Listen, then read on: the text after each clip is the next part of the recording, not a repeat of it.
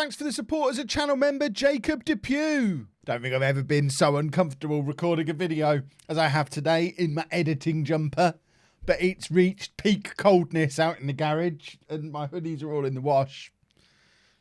Oh, I feel like a farmer.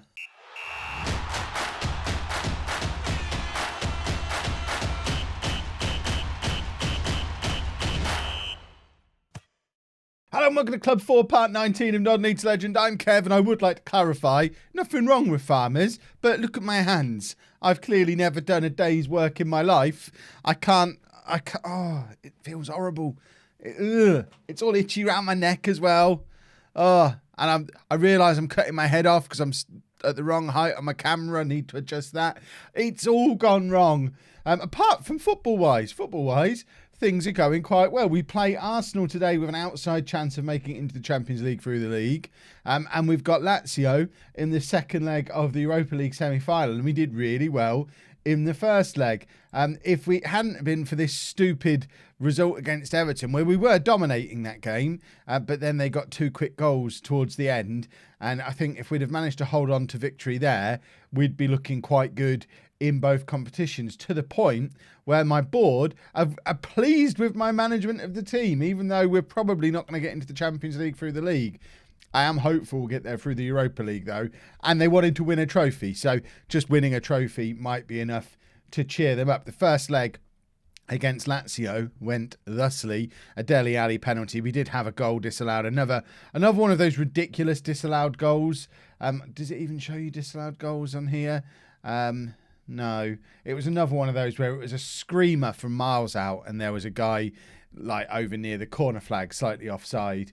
So, oh yeah, can't have that as a goal. Modern offsides are stupid. I don't like them. But we are going to play Arsenal now. If we beat them, we will be, I mean, we can't catch Arsenal anymore, but if we beat Arsenal, we'll be within 3 points of Chelsea with 2 games remaining. Unfortunately, I don't think we play Chelsea in either of them. Chelsea play Norwich there while we're away against Liverpool. That's a tough game. And then on the last day of the season, we're at home to Southampton while Chelsea apparently don't play. Oh, no, they're away against Reading. So it's unlikely we're going to get there in the league. And it will be impossible if we don't beat Arsenal now. But you never know. And we are using the diamond. We've used it a couple of times. We didn't use it away against Lazio because it felt crazy to do it away against Lazio. But we've certainly been using it in the Premier League. We used it against Everton and we threw a lead away there. So it must be good. To be fair, though, we did score goals in that game. And it's something we haven't done a lot of regularly when we've not been using the diamond. Obviously, against Lyon, we switched to the diamond and that's when we started looking good. But it's the first time we'd scored 3 goals in the league since, oh my word, since way back in December. So it's a change that needed making, and hopefully we are at home. We're going in a bit more positive. We're going in with 2 strikers. Jadon Sancho's still injured, so we wouldn't be playing out-and-out wingers anyway. We'll see. Pickford injured. I think Pickford got injured in the last game, in the last episode. But Jordan Pickford's out for the rest of the season and might even miss the Euros this summer as well. So Francisco getting a little bit of run in the team in goal. So he starts in goal. We've got a back four of Sessegnon, Banfalvi, Van Houston and Kawamata. Vargas at the base of the midfield. Gravenberch and Rott ahead of him. Ali at the point of the diamond with George and Carlos as our 2 strikers. Angel Rosso came off the bench against Lazio, playing on the wing where we have been training him, and he looked awesome. So I think we might have the player who can sort of partner Virginia as a winger when we use that system with the underdogs in a home game against Arsenal. How must that feel as a Tottenham fan? Goodness me. But potentially Rosso on one side, Virginia on the other. If anyone wants to offer me £100 million for Jadon Sancho this summer, he is absolutely up for sale. He's been here. He's been back here for 2 years. He was awesome when he was at Tottenham before. He was awesome in his 1 year at Paris Saint-Germain. He was awesome for England until he came back to Tottenham. But these last 2 years at Tottenham, he has just not looked good enough, to the point where I don't even know if he's a nailed-on starter in my team anyway. And for the price we paid for him, we need to move him on. That's a lovely ball forward from George. Carlos is in and shoots just wide. A lot of pressure on Carlos for inheriting that number 10 shirt that Harry Kane had worn for, most of the previous 20 years, I should think. When did Harry Kane break into the Spurs team? Probably not Probably not when he was like 14. But okay, let's say the last 15 years, that's been his shirt.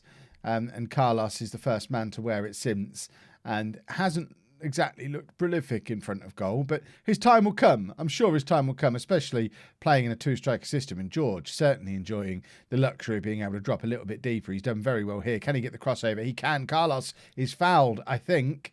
Are we getting a penalty? We're going over to the little telly for a review. We have won a penalty, and this should be Dele Alli to step up and take it, because he has inherited the role of our penalty taker and has started to score a few as we score against Lazio. And we've seen again today, 11 minutes on the clock. It's Tottenham 1, Arsenal 0, an 18th goal of the season for a 31-year-old resurgent Dele Alli, who spent most of the season playing out of position and just banging goals in for fun. I normally disregard players as soon as they turn 30.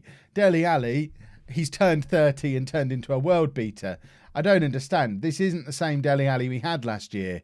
He's considerably better. Gravenberch with the free kick. George is there and makes it 2-0. A 16th goal of the season for George. 23 minutes gone. Tottenham 2, Arsenal 0. And this diamond, we look a different team playing this system. Gravenberch is loving being given a little bit more attacking freedom. Now he plays as an attacking mezzala in both versions of the tactic. His form has been incredible. But we're 2-0 up against our big local rivals as we look for a late push towards the Champions League. It still feels very unlikely. We've got to go away against Liverpool and they're probably going to spoil the fun. But it does feel like the momentum's with us, and that's not going to do us any harm. In the cup competitions even, George has made it 3-0. What a time to be a Spurs fan. Tottenham 3, Arsenal 0 before half-time. George now number 17 for the year. It's another assist for Gravenberch. In fact, it's not. Gravenberch with the free kick, Rott with the header. It's saved by Courtois in goal for Arsenal. And George is there to tuck away the rebound. And it's 3-0 at half-time. And that might be the best half of football I've seen this Spurs team play since I've been here. It's no wonder the board are finally getting happy with me, because things are finally starting to look like they might be going our way. We don't want performance levels to drop. I am looking to probably switch to back to the 4-3-3 with 25-30 minutes to go and play a more conservative version of that. Just try to make sure we don't mess up and lose the football match. It's what we didn't do against Everton. We carried on with the diamond well past the point where we probably needed to and let them back into the team. And I don't want to make the same mistake again today. And there's goal number 1 of the comeback. Although we have gone to the referee, I think it's being disallowed. It has been disallowed. Delightful. Is it another silly offside or is this a real offside? That's a real offside. I mean, that toe is very much offside. Offsides are so stupid. Ban the offside rule. Right. I'm thinking in terms of maybe even at the end of this highlight, switching the system up to back to the 4-3-3. So we'll just let this highlight play out and then change things up from there. And Vargas makes it 4-0. Do we even need to change the tactic now? We're playing so well, playing the diamond. I'm almost tempted to just keep it going. Arsenal aren't going to score 4 goals in half an hour, surely. It's a lovely finish from Vargas, and I think these players all deserve to stay on the pitch. So we're changing nothing. 4-0 up. Let's drop a little bit of praise and just enjoy the fact we're having a really lovely time. Although we do play Lazio in 4 days' time, so we probably need to keep an eye on some fitness levels. Gravenberch is number 1 who needs to come off. Who else is tiring? Vargas needs to come off. Fotheringham can play deep in midfield in place of him, and Kawamata should probably come off as well. Although we've got Jair, who's pretty much match fit again now. Not on the bench today, but should be ready to play against Lazio. We'll leave things there for now. And if we need to make another change, we'll make another change. But we want to try and save players for Lazio as much. Who'd have thought with 20 minutes to go in this game against Arsenal, we'd be making substitutions to save players for the next game. Dele Alli's made it 5-0. This is absurd. How is it possible that this Tottenham team that we've seen struggle for 2 years has suddenly turned into a side that can beat Arsenal 5-0 in such an important game? Where was the diamond? You lot mocked me for 3 years for using the diamond, and I've stayed away from it since FM18 because I didn't want to be mocked as the diamond guy. We come back to the diamond finally, and look, Are the Kev told you so shirts still available? Because goodness me, did Kev tell you so? The diamond is the answer. We're going to bring Mason Greenwood on because we all forgot he was a Spurs player, but he's earning £350,000 a week. If there's ever an opportunity for him to score a goal, surely it's when we're dominating a match to this extent. The really important thing as well is what I noticed as we just looked at that league table there, is this incredibly unlikely landslide victory has closed the goal difference gap on Chelsea. So whereas before we were 3 points behind and they had a much better goal difference, all of a sudden we're 3 points behind and our goal difference is roughly the same as theirs. So it becomes that little bit more possible to catch them if we continue to play well and they slip up. They're two big ifs, obviously, but let's face it, none of us believed we were going to win 5-0 against Arsenal. So anything can happen in these last few games. The diamond changes everything. Rot, heads clear, not clear enough, and Arsenal continue with their attack. We're not worried too much because obviously they're not going to get back into the game, although now I am thinking in terms of this goal difference. But Antonio Carlos is through here and makes it 6. Tottenham Hotspur 6, Arsenal 0. That is not a scoreline I expected to be saying today. Wow, were Arsenal in the title race? I don't think they were. I think trying to put some context on it, Arsenal have nothing to play for at this point. I think they're just finishing third regardless. But my word, imagine being an Arsenal fan and the long journey home from Tottenham to wherever you may live. That was a very good football match. My goodness. Can we have a little bit of that? If we can do that 4 more times this season, then we'll be in the Champions League and we'll have won the Europa League and everyone will be super happy. What a result. Well, as you can imagine, after the Arsenal game, I'm changing nothing. I have got Jair on the bench, which he might become very useful later. And as you can see, he's not match fit, but he's getting there. He's very close to being back. My original plan had been to go back to the 4-3-3 for the European games, but we all watched what just happened to Arsenal, didn't we? So fingers crossed, I've not been lulled into a false sense of security. We are 1-0 up from the first leg. If it looks like things aren't going our way, we have got the right personnel on the bench to be able to switch to the 4-3-3 tactic if we need to. But I'm hoping that we can just do what we just did in that last game again. Is there not a carry on doing what you just did in that last game deal? That's the team. There you go. I want you to pick up where you left off last time out. Absolutely, that's what I'm looking for because we were superb in that last game. Like I say, it's the best I've ever seen this Tottenham team play. Long may it continue because it's the right time of season to hit that kind of form. And here's Antonio Carlos. Beats his man. He's got no one up supporting him, I don't think. In fact, there is someone in the middle. He decided to go it alone and very nearly. I mean, he did test the goalkeeper. I would have liked to have seen him square it to presumably Dele Alli charging in. Gravenberch with the corner, and there's Rot to put us 1-0 up. Less than 5 minutes on the clock for tonight. 1-0 on the night, 2-0 on aggregate. And we're fingertips away from a major European final. I can't even say it straight. From the Europa League final. Oh, silly goose, major European final.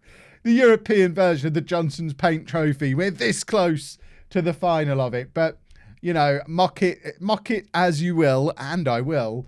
It is a route into the Champions League if we can obviously hold on tonight and then do it all over again against, I think it's most likely to be Valencia in the final if we get that far.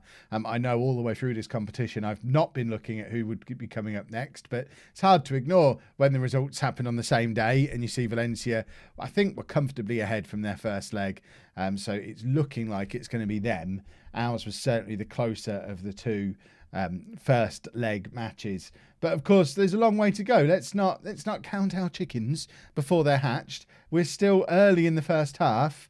Let's not mess things up from here. Just like against Arsenal, there's got to be a point in the game where I do consider switching to the more cautious tactic.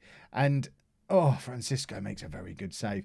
This is Francisco's big opportunity because with Pickford being injured for the rest of the season, if Francisco does continue to play well in a Spurs team that's the best team we've had, surely he starts next season as our goalkeeper. He's Portugal's goalkeeper. He's 10 years younger than Pickford. And George is charging down this left-hand side. Of course, as a Portuguese player as well, he's going to be able to communicate much easier with all these Brazilians we've got now. Portuguese is probably the dominant language at Tottenham now. That's the big contribution I've made since I've been here. And Antonio Carlos has scored his 3rd goal of the season, our 2nd of the game. And it's from another corner. We're deadly from these corners at the moment. I've not done anything to the set piece instruction. You know how I roll. I don't fiddle with that screen very often. I certainly haven't fiddled with it on this diamond tactic. If anything, it shows that the one I had fiddled with on the 4-3-3 didn't work, and the preset one in the game is better. So don't fiddle with corners, everybody, especially if you've got players who can hit a nice one and players who are good in the air. There's not much fiddling needed. They'll be effective.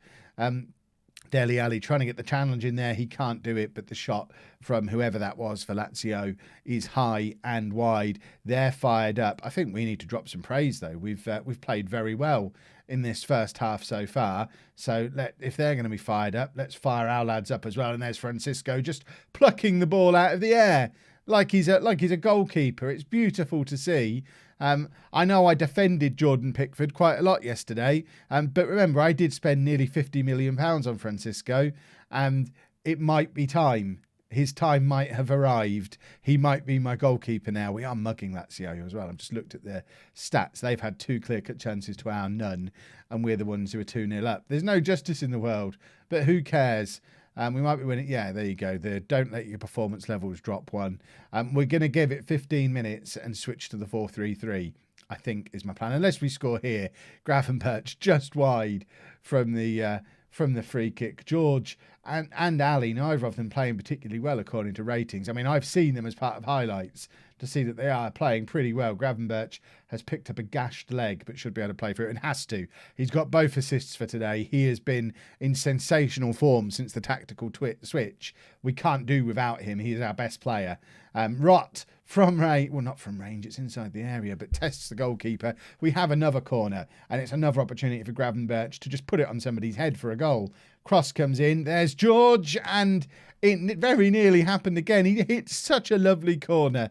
It's a beautiful thing to see. And I had said I was going to change the tactic up, hadn't I? But I kind of just want to keep watching us play well and score goals. It's beautiful.